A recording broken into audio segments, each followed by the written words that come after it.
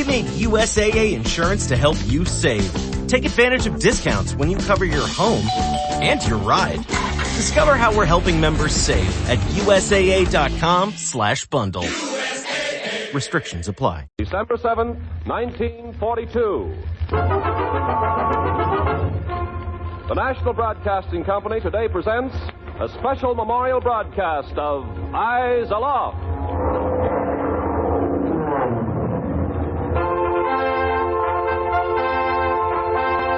America, Eyes Aloft. America, Eyes Aloft. America, December the 7th. America, remember Pearl Harbor. America, America, America, America, America.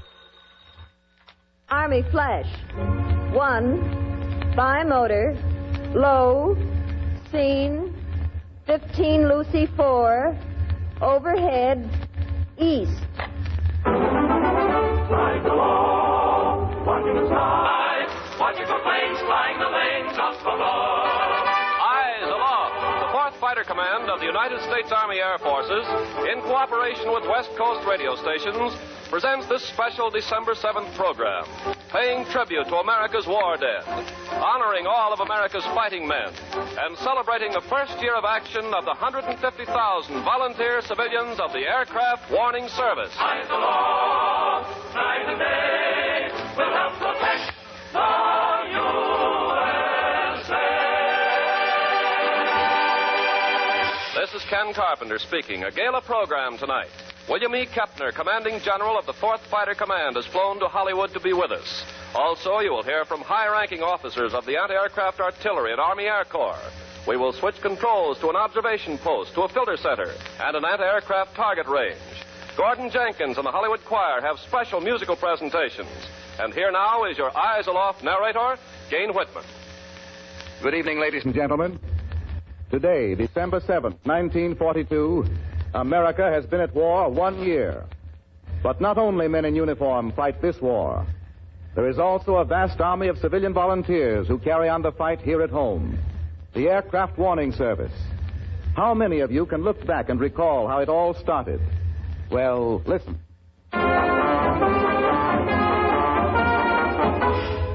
In the summer of 1941, the 4th Fighter Command of the United States Army Air Forces planned a coast-wide, border-to-border practice maneuver. For the first time in American military history, civilians were to become participants in the war games. Quietly, swiftly, the Army went at the gigantic task of organizing civilian forces. In the Pacific Northwest, Major Richard Colgren assumed the tremendous task of organizing the Aircraft Warning Service. In the southern area, Major John C. Gray tackled the monumental job. In July of 1941, Major Gray went to Sacramento to talk with Dick Graves, then head of the State Defense Council. So there, Mr. Graves, I've told you the Army story. What a job you have ahead of you, Major Gray. I need help. In particular, I need your help. All right. What can I do? I'd like your office to contact every one of your county defense councils. Okay. And do what, sir? I want the name of some outstanding citizens in each county. You're after leaders. Absolutely.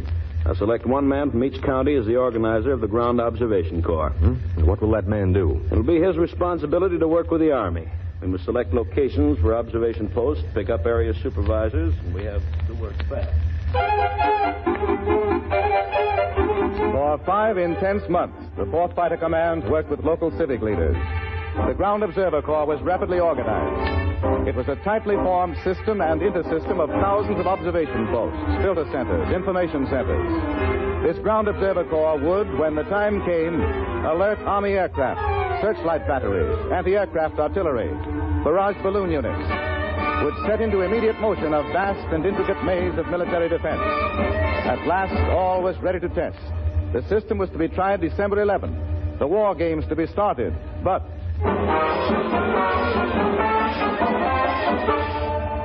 On December 7th, the tyrant nation started a different sort of war game, a real war game.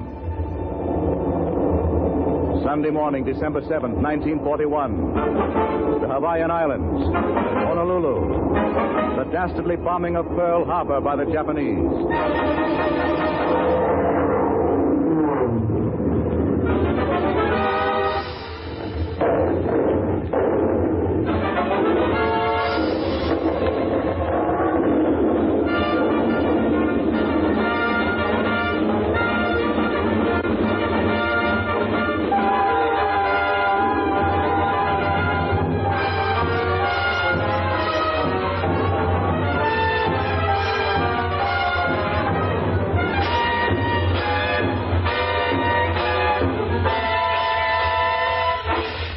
Listen to this eyewitness account of the bombing of Honolulu.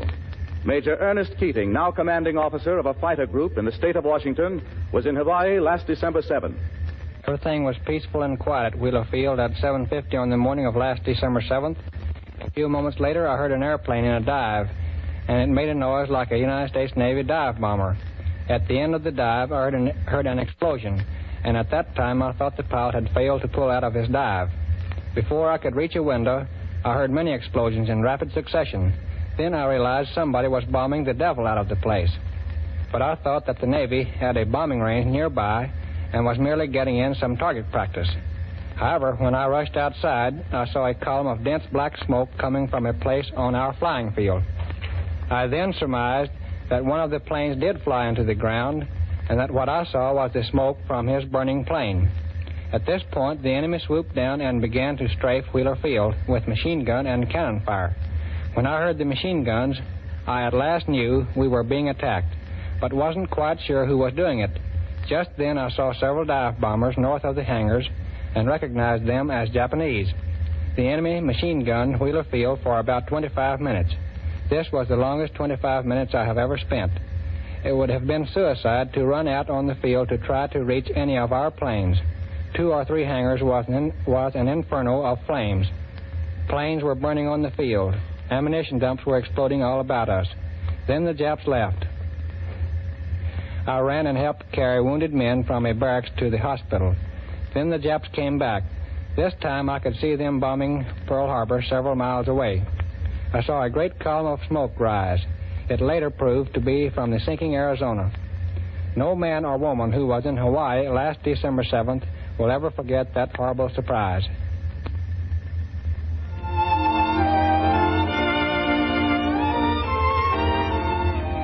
At home on that sunny Sunday morning, here in a trusting, believing America, people went about their way as usual. Those who weren't at church perhaps were relaxing in front rooms of homes. Sunday papers scattered about, children reading funnies spread out on the floor, wives in the kitchen contemplating the Sunday dinner menu. Daddy, Bill won't let me have the part with the funnies. He's just sitting on it. Matthew, Billy. Come on, give your sister the part with Blondie. Aw, here, sissy. Henry? Yes, dear. What are you doing? Reading. Now, you promised to clean the garage today. Oh, well, I said some Sunday, not this Sunday. I'm going to see what's on the radio for a minute. Yeah. Now, Henry, if you don't turn off that radio and go clean the garage, I won't cook dinner. Oh, now, Martha. Hey, do you hear that? Sky Lombardo, your favorite orchestra. Henry, you're just stalling. Oh, well. We interrupt this program for a news flash from Washington, D.C. 1 moment, please.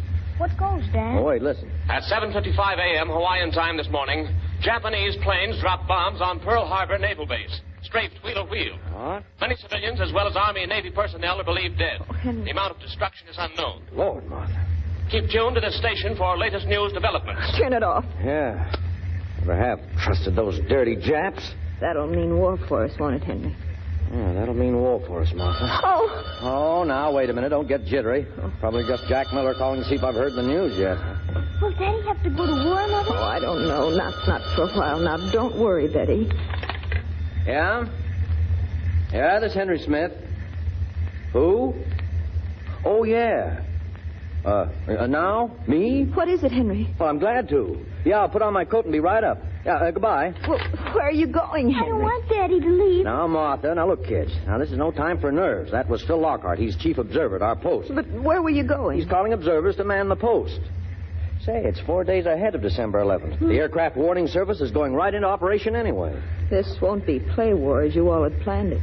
No, Martha, no. It's the real McCoy. Yes. We'll be watching for real enemy planes now. I got to get my leather jacket. You don't know when you'll be back? I don't know. Hey, gosh, Martha, just think. What? The honor I've just had tossed at me. Why, I'll be standing guard on the first doggone watch. Hey, gee, kid, you ought to be proud of your old man now.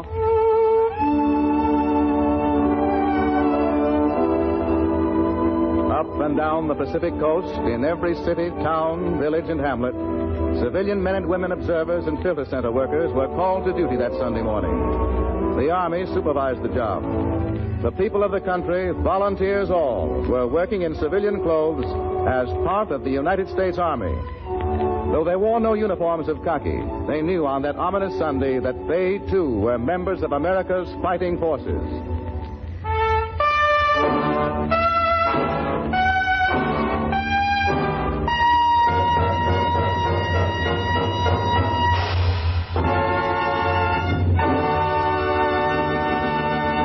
At this moment, we switch controls to a typical observation post. Located on northern California's Monterey Peninsula, the new little post building sits high on a rocky promontory that juts out into the turbulent waters of the Pacific Ocean. Calling Monterey Peninsula. This is Captain E.G. Morrison, South Coast Ground Observer Officer, speaking to you from the sea cliffs in front of the observation post. With me are several loyal observers. First, I want you to meet 82-year-old hale and hearty Finn Frolick. Finn's coming north by west tonight. And strong. Weren't you an old-time Norwegian sea captain before you retired, Mr. Frolick? That I was, Captain. I've paced the bridge many a night, watching the sea. Now I am pacing on these cliffs, watching for the enemy. Well, I know they'll never get by you, Mr. Frolick. Mr. Frolick has been an observer at this post since last December 7th. And here's Mrs. Karis Weston, another of the post observers. Can't we take the microphone inside now, Captain Morrison? I think people would enjoy meeting our chief observer, Whit Wellman, and his wife, Olga. They're on duty tonight, you know. Well, we'll go on in. But first I want to point out about this stone wall around the shack here. Didn't you have something to do with building that wall, Mrs. Weston? Yes, Captain Morrison. Was it your idea? I began it. The other observers helped finish it. Well, this is certainly a splendid post now. The way all you people have worked and built it up from nothing. Let's go on in now. Will you open the door for me, Mr. Frolick? Yes, sir. Warm in here. I think we all spent enough time outside keeping this post going when we didn't have a shack. Oh, Mr. Wellman, you're chief observer at this post. That's right. Of course, my wife here did a large amount of the early work in securing observers. That was a long time ago. It was just a year ago today that we first started calling observers to come and stand duty on this post. There wasn't any building here then, was there? No, from Pearl Harbor to January 3rd, observers just stood up here, exposed to the wind and the rain. That was pretty disagreeable work. Yes, but we knew it had to be done. On January 3rd, we bought a bag, and we brought it up here. Oh, that was a sleeping bag? Yes, it was the one way to keep warm. Well, that is fairly warm anyway. Well, how far were you from the telephone? Oh, we had to run about 200 feet at the phone at the home down below. We couldn't run exactly. We'd stumble along the rocky path that leads down the hill. Then you'd have to climb up all over again and make another flash call. It was really pioneering in those days. Well, this post, like so many others in the Pacific Coast, have come a long way in a year. Well, Charlie Shepard, our county director, explained that if we ever had to have any building or anything else, we would have to arrange for them ourselves, and we did. We raised enough to build this fine little shack. It's well insulated, warm, and it helps us to keep a full quota of observers at all times. Some one of us from this community will be right here on guard as long as we're needed. And that seems to be the spirit of the Ground Observer Corps workers, to stay in the job as long as they're needed. This is Captain Morrison returning the program to Hollywood. The 4th Fighter Command's Aircraft Warning Service is composed of two major units, the Ground Observer Corps and the Filter Center workers. Filter centers are located in many of the key cities along the Pacific Coast. We now take you to Seattle, Washington, where you will hear from Mrs. Negley England, Director of Civilian Components, and Signal Officer Colonel Richard Carlgren. We've come a long way since our first meeting 16 months ago, haven't we, Mrs. England? Yes, indeed, Colonel Carl.